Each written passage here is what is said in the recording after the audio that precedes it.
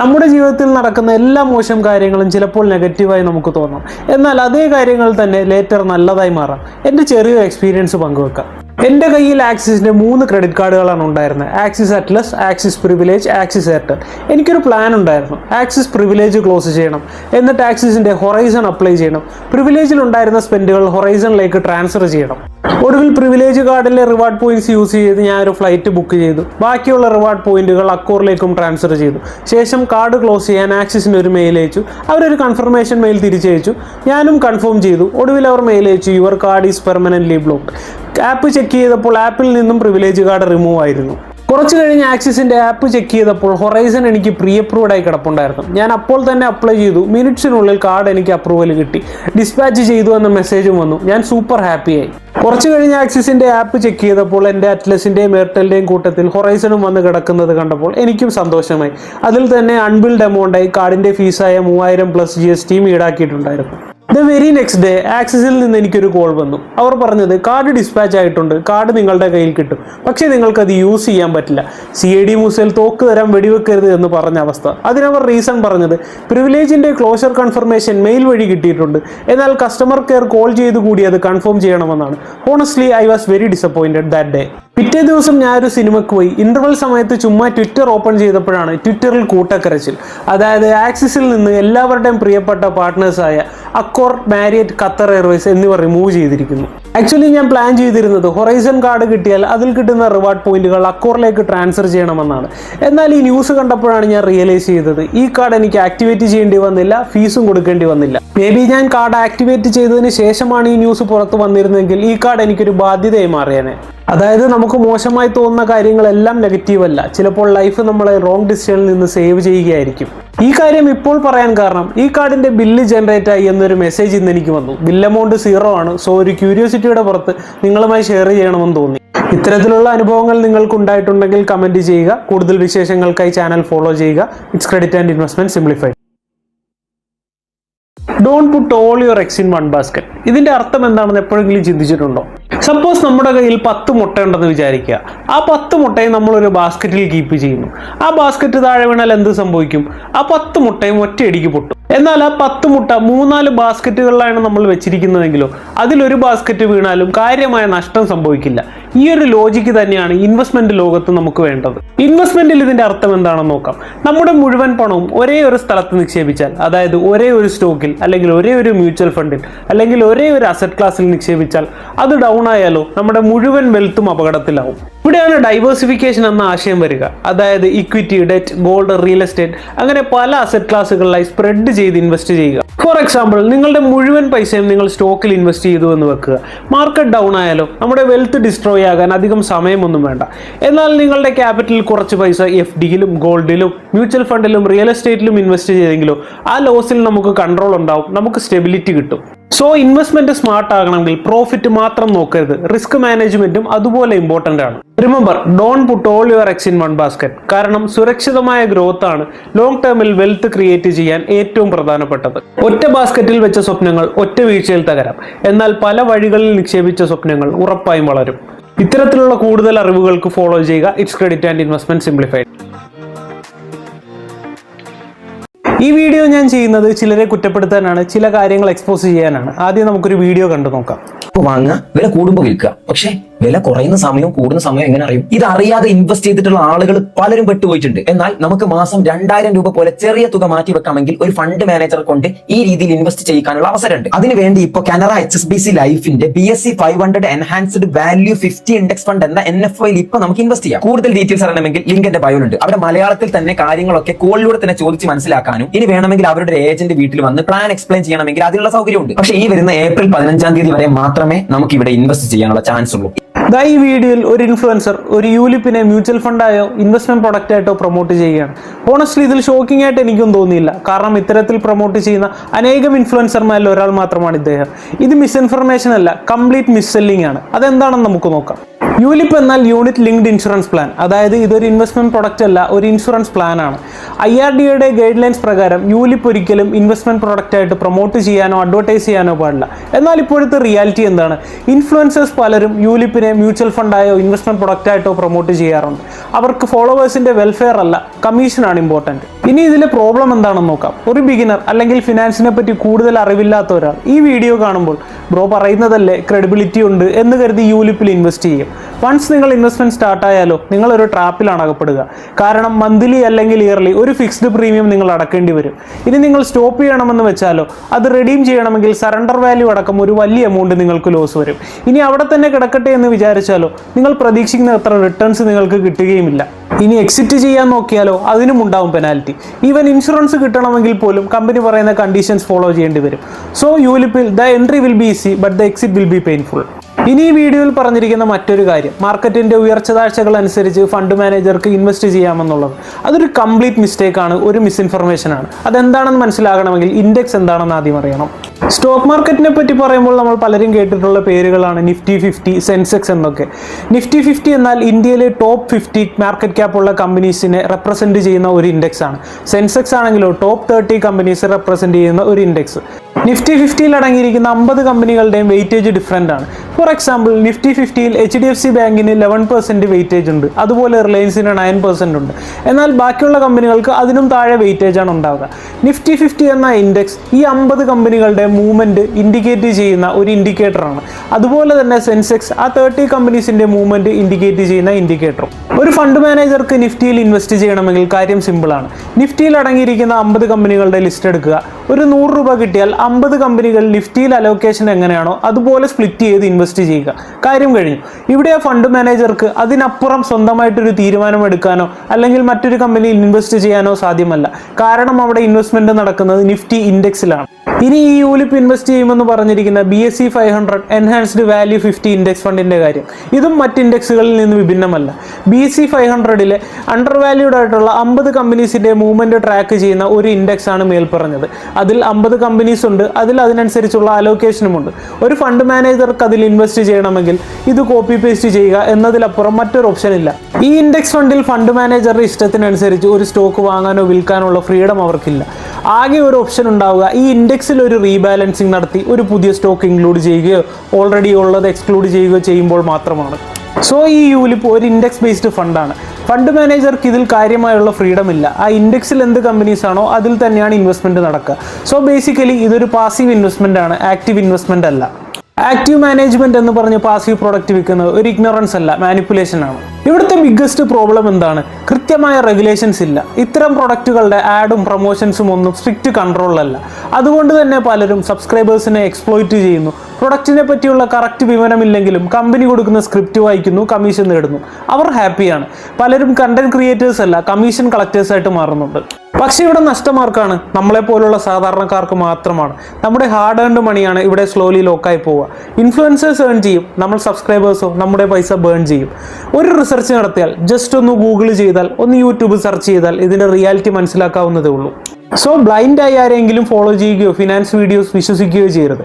Especially ആരെങ്കിലും product push ചെയ്യുന്നുണ്ടെങ്കിൽ തീർച്ചയായിട്ടും ഡബിൾ ചെക്ക് ചെയ്യുക. അറ്റ്ലീസ്റ്റ് ബേസിക് ആയെങ്കിലും റിസർച്ച് നടത്തുക. യൂലിപ്പ് എടുക്കാം, എടുക്കാതിരിക്കാം, ഇറ്റ്സ് യുവർ ചോയ്സ്. പക്ഷേ അതൊരു ഇൻവെസ്റ്റ്മെന്റ് പ്രൊഡക്റ്റ് ആണെന്ന് പറഞ്ഞ് ആരെങ്കിലും നിങ്ങളെ സമീപിച്ചാൽ just escape. Be aware, stay informed, it's your money. ഇത്തരം ഇൻഫർമേറ്റീവ് ആയുള്ള വീഡിയോകൾക്ക് തീർച്ചയായും ചാനൽ സബ്സ്ക്രൈബ് ചെയ്യുക. It's credit and investment simplified.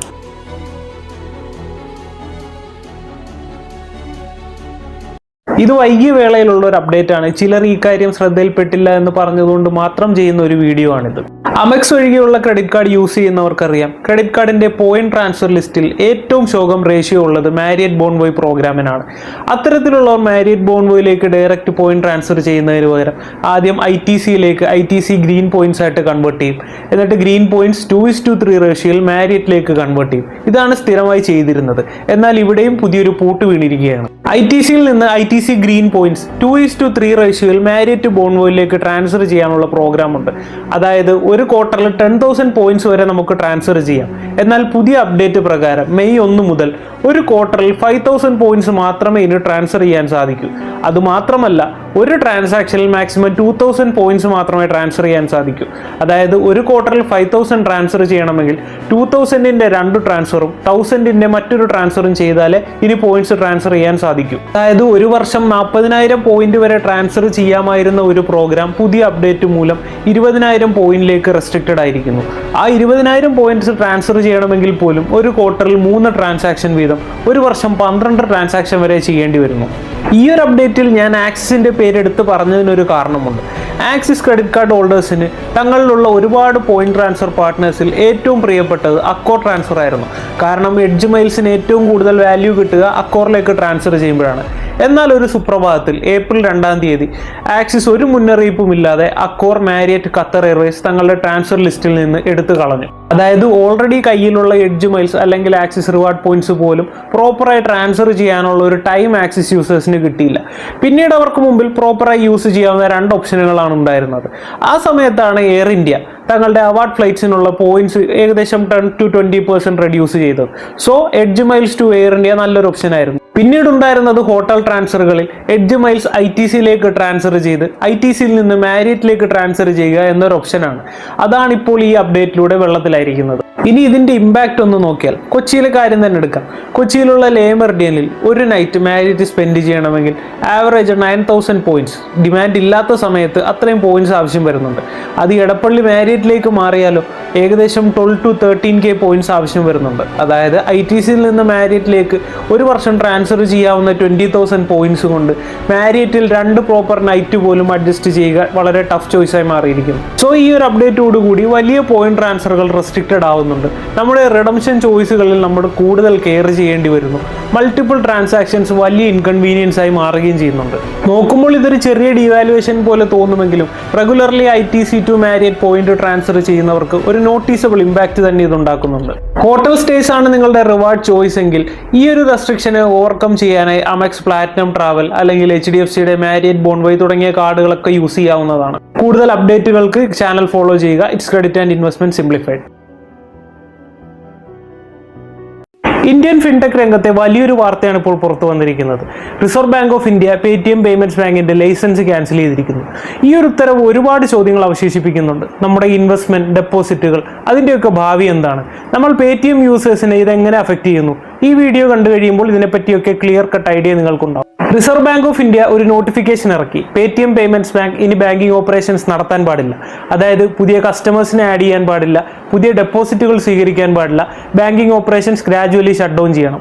ഇതൊരു ടെമ്പററി ആക്ഷൻ അല്ല, ഒരു പെർമനന്റ് ആക്ഷൻ ആണ്. ഇതൊരു സഡൻ ഡിസിഷൻ അല്ല. RBI റിപ്പീറ്റഡ് വാർണിംഗ്സ് കൊടുത്തിരുന്നു. Compliance issues, KYC problems, governance failures, അങ്ങനെ നീണ്ടുപോകുന്നു വന്നില്ല. ഉദാഹരണത്തിന് സെയിം പാൻ നമ്പറിൽ മൾട്ടിപ്പിൾ അക്കൗണ്ട്സ് വരെ പേടിഎം അലോ ചെയ്തിരുന്നു. സോ മിസ്റ്റേക്സ് റിപ്പീറ്റ് ചെയ്തപ്പോൾ RBI സ്ട്രിക്റ്റ് ആക്ഷൻ എടുത്തു. ഇനിയിപ്പോൾ എല്ലാവർക്കും ഉള്ള ഡൗട്ട്, നമ്മുടെ ഫണ്ട് സേഫ് ആണ്? യെസ്, RBI കൺഫേം ചെയ്തിട്ടുണ്ട്. ബാങ്കിന് കസ്റ്റമേഴ്സിന് റീപേ ചെയ്യാനുള്ള ഫണ്ടുണ്ട്. ബട്ട് ബാങ്ക് ഗ്രാജുവലി ക്ലോസ് ചെയ്യും. ഇനിയുള്ള പ്രധാനപ്പെട്ട ഡൗട്ട് ഇതെങ്ങനെ പേടിഎം യൂസേഴ്സിനെ അഫക്റ്റ് ചെയ്യുമെന്നുള്ളതാണ്. പേടിഎം അഥവാ 197 കമ്മ്യൂണിക്കേഷൻ പ്രൈവറ്റ് ലിമിറ്റഡ് തന്നെ ഇതിനുള്ള ക്ലാരിഫിക്കേഷൻ തന്നിട്ടുണ്ട്. പേടിഎമ്മും പേടിഎം പേയ്മെന്റ്സ് ബാങ്കും തമ്മിൽ ഡയറക്റ്റ് എക്സ്പോഷർ ഇല്ല. അവർ തമ്മിൽ സിഗ്നിഫിക്കന്റ് ബിസിനസ് പാർട്ട്ണർഷിപ്പ് ഇല്ല. അതുമാത്രമല്ല ബോർഡ് ലെവൽ കൺട്രോൾ പോലുമില്ല. ഈവൻ മോർ ഇമ്പോർട്ടൻറ്റ്, കമ്പനി തന്നെ ക്ലാരിഫൈ ചെയ്തിട്ടുണ്ട് പേടിഎം പേയ്മെന്റ്സ് ബാങ്കിലുള്ള അവരുടെ ഇൻവെസ്റ്റ്മെന്റ് 2024 മാർച്ച് 31 തന്നെ റൈറ്റ് ഓഫ് ചെയ്തിട്ടുള്ളതാണ്. സോ ഈ നോട്ടിഫിക്കേഷൻ കൊണ്ട് അവർക്ക് കാര്യമായ ഫിനാൻഷ്യൽ ഡാമേജും ഇല്ല. ഇനിയുള്ള പ്രധാനപ്പെട്ട ഡൗട്ട്, പേടിഎം ആപ്പ് വർക്ക് ചെയ്യുമോ? കമ്പനി തന്നെ ഒഫീഷ്യലായി പറഞ്ഞിട്ടുണ്ട് Paytm app, Paytm UPI, Paytm gold, Paytm money, sound box, card swiping machines എല്ലാം പ്രോപ്പറായി വർക്ക് ചെയ്യും. ബാങ്ക് പ്രോബ്ലം ഉണ്ടെങ്കിലും പേടിഎം ആപ്പ് എക്കോസിസ്റ്റം ഇപ്പോഴും വർക്കിംഗ് ആണ്. ഇവിടെ നമ്മൾ പഠിക്കേണ്ട ചില കാര്യങ്ങൾ കൂടിയുണ്ട്. ബ്രാൻഡ് എത്ര വലുതാണെങ്കിലും guidelines and regulations follow ചെയ്തില്ലെങ്കിൽ RBI സ്ട്രിക്റ്റ് ആക്ഷൻ എടുക്കും. ഫിനാൻസ് ലോകത്ത് സർവൈവ് ചെയ്യണമെങ്കിൽ trust and compliance is very important. Video useful ആണെന്ന് തോന്നുന്നുണ്ടെങ്കിൽ ലൈക്ക് ആൻഡ് ഷെയർ ചെയ്യുക. ഇത്തരത്തിലുള്ള ഫിനാൻസ് അപ്ഡേറ്റുകൾക്ക് ചാനൽ ഫോളോ ചെയ്യുക. It's credit and investment simplified. നിങ്ങൾ സ്റ്റോക്കിലും മ്യൂച്വൽ ഫണ്ടിലും ഇൻവെസ്റ്റ് ചെയ്യുന്ന ഒരു വ്യക്തിയാണോ? എങ്കിൽ നിങ്ങളോടൊരു ചോദ്യം. നിങ്ങളൊരു സ്റ്റോക്കിൽ 50,000 രൂപ പ്രോഫിറ്റ് ബുക്ക് ചെയ്തു. അതേസമയം നിങ്ങളുടെ പോർട്ട്ഫോളിയോയിൽ 30,000 രൂപ ലോസിൽ ഒരു സ്റ്റോക്ക് കിടപ്പുണ്ട്. അപ്പോൾ നിങ്ങൾ എത്ര ടാക്സ് കൊടുക്കണം? ഭൂരിഭാഗം ഇൻവെസ്റ്റേഴ്സും പറയുക 50,000 രൂപ എന്നാണ്. എന്നാൽ സ്മാർട്ട് ഇൻവെസ്റ്റേഴ്സ് പറയുക 20,000 രൂപ എന്നാണ്. ഇതെങ്ങനെ സാധ്യമാകും? ഇതാണ് ടാക്സ് ലോസ് ഹാർവെസ്റ്റിംഗ് എന്ന ഇൻവെസ്റ്റ്മെന്റ് സ്ട്രാറ്റജി. ഈ വീഡിയോയിൽ ടാക്സ് ലോസ് ഹാർവെസ്റ്റിംഗ് എന്താണെന്നും അത് ഇന്ത്യൻ സിനാരിയോയിൽ എങ്ങനെ വർക്ക് ചെയ്യുന്നെന്നും അതിന്റെ പ്രാക്ടിക്കൽ എക്സാമ്പിളും നമ്മൾ എപ്പോൾ അത് ചെയ്യണമെന്നും നമുക്ക് നോക്കാം. എന്താണ് ടാക്സ് ലോസ് ഹാർവെസ്റ്റിംഗ്? ലോസിലുള്ള ഒരു ഇൻവെസ്റ്റ്മെന്റ് സെൽ ചെയ്ത് പ്രോഫിറ്റിന്മേലുള്ള ടാക്സ് കുറക്കുന്ന സ്ട്രാറ്റജിയാണ് ടാക്സ് ലോസ് ഹാർവെസ്റ്റിംഗ്. പ്രോഫിറ്റിലുള്ള ഒരു ഇൻവെസ്റ്റ്മെന്റ് സെൽ ചെയ്താൽ അത് ക്യാപിറ്റൽ ഗെയിൻ ആയി കൺസിഡർ ചെയ്യും. അതേസമയം ലോസിലുള്ള ഒരു ഇൻവെസ്റ്റ്മെന്റ് സെൽ ചെയ്താൽ അത് ക്യാപിറ്റൽ ലോസ് ആയി കൺസിഡർ ചെയ്യും. സോ നെറ്റ് ടാക്സബിൾ പ്രോഫിറ്റ് എന്നാൽ capital gain minus capital loss ആണ്. ഇതാണ് ടാക്സ് ലോസ് ഹാർവെസ്റ്റിംഗ്. ഇത് ഇന്ത്യയിൽ ലീഗലായുള്ള ഒരു ടാക്സ് പ്ലാനിംഗ് സ്ട്രാറ്റജിയാണ്. ഒരു സിമ്പിൾ എക്സാമ്പിൾ നോക്കാം. നിങ്ങളുടെ പോർട്ട്ഫോളിയോയിലുള്ള സ്റ്റോക്ക് നിങ്ങൾ 1 ലക്ഷം രൂപക്ക് വാങ്ങിച്ചു, 1,40,000 രൂപക്ക് നിങ്ങൾ അത് സെൽ ചെയ്തു. നിങ്ങൾക്ക് അതിൽ നിന്ന് കിട്ടിയ പ്രോഫിറ്റ് 40,000 റുപ്പീസ് ആണ്. ഇനി നിങ്ങളുടെ പോർട്ട്ഫോളിയോയിലുള്ള മറ്റൊരു സ്റ്റോക്ക് ബി, അത് നിങ്ങൾ വാങ്ങിച്ചത് 1 ലക്ഷം രൂപയ്ക്കാണ്, എന്നാൽ ഇപ്പോൾ അതിന്റെ വാല്യൂ 70,000 ആണ്. 30,000 ലോസിലാണ് ആ സ്റ്റോക്ക് റൺ ചെയ്യുന്നത്. ഈ സ്റ്റോക്ക് നിങ്ങൾ വിറ്റില്ല എങ്കിൽ ഇപ്പോഴത്തെ ഇന്ത്യൻ സിനാരിയോ പ്രകാരം ആദ്യം കിട്ടിയ പ്രോഫിറ്റ്, അതായത് 40,000 റുപ്പീസിന് നിങ്ങൾ ടാക്സ് അടക്കേണ്ടി വരും. എന്നാൽ ഈ സ്റ്റോക്ക് വിറ്റാൽ നിങ്ങളുടെ ടോട്ടൽ ടാക്സബിൾ പ്രോഫിറ്റ് എന്ന് പറയുന്നത് 10,000 ആയിട്ട് റെഡ്യൂസ് ചെയ്യും. അതായത് ആദ്യം കിട്ടിയ പ്രോഫിറ്റ് 40,000-ൽ നിന്ന് രണ്ടാമത് ബുക്ക് ചെയ്ത ലോസ്, അതായത് 30,000 മൈനസ് ചെയ്തിട്ടുള്ള എമൗണ്ടിന് മാത്രം ടാക്സ് അടച്ചാൽ മതി.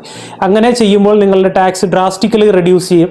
ഈ ടെക്നിക്കാണ് അല്ലെങ്കിൽ ഈ സ്ട്രാറ്റജിയാണ് ടാക്സ് ലോസ് ഹാർവെസ്റ്റിംഗ് എന്ന് പറയുന്നത്. ടാക്സ് ലോസ് ഹാർവെസ്റ്റിംഗിനെ പറ്റി കൂടുതലായി മനസ്സിലാക്കണമെങ്കിൽ ഇന്ത്യയുടെ ക്യാപിറ്റൽ ഗെയിൻ സിസ്റ്റത്തെ പറ്റിയും അറിഞ്ഞിരിക്കണം. ഇന്ത്യയിൽ 2 ടൈപ്പ് ക്യാപിറ്റൽ ഗെയിൻ ആണുള്ളത്. ഒന്ന് ഷോർട്ട് ടേം ക്യാപിറ്റൽ ഗെയിൻ, മറ്റേത് ലോങ് ടേം ക്യാപിറ്റൽ ഗെയിൻ. ഒരു ഇക്വിറ്റി അല്ലെങ്കിൽ മ്യൂച്വൽ ഫണ്ട് വാങ്ങിച്ച് 1 വർഷം ആകുന്നതിന് മുമ്പ് പ്രോഫിറ്റിൽ സെൽ ചെയ്താൽ അത് ഷോർട്ട് ടേം ക്യാപിറ്റൽ ഗെയിൻ ആയിട്ടാണ് കൺസിഡർ ചെയ്യുക. അതിന് പ്രോഫിറ്റിന്റെ 20% ആണ് നാം ടാക്സ് അടക്കേണ്ടത്. എന്നാൽ ഒരു സ്റ്റോക്ക് അല്ലെങ്കിൽ മ്യൂച്വൽ ഫണ്ട് വാങ്ങിച്ച് 1 വർഷത്തിന് മുകളിൽ ഹോൾഡ് ചെയ്ത് അത് സെൽ ചെയ്താൽ ലോങ് ടേം ക്യാപിറ്റൽ ഗെയിൻ ആയിട്ടാണ് കണക്കാക്കുക. 1.25 ലാക്ക് വരെ അത് ടാക്സ് ഫ്രീ ആണ്. എന്നാൽ അതിനു മുകളിൽ പ്രോഫിറ്റ് വന്നാൽ 12.5% ടാക്സ് നമ്മൾ പേ ചെയ്യണം. ഇനി ലോസ് അഡ്ജസ്റ്റ്മെന്റ് റൂൾസ് എന്താണെന്ന് നമുക്ക് നോക്കാം.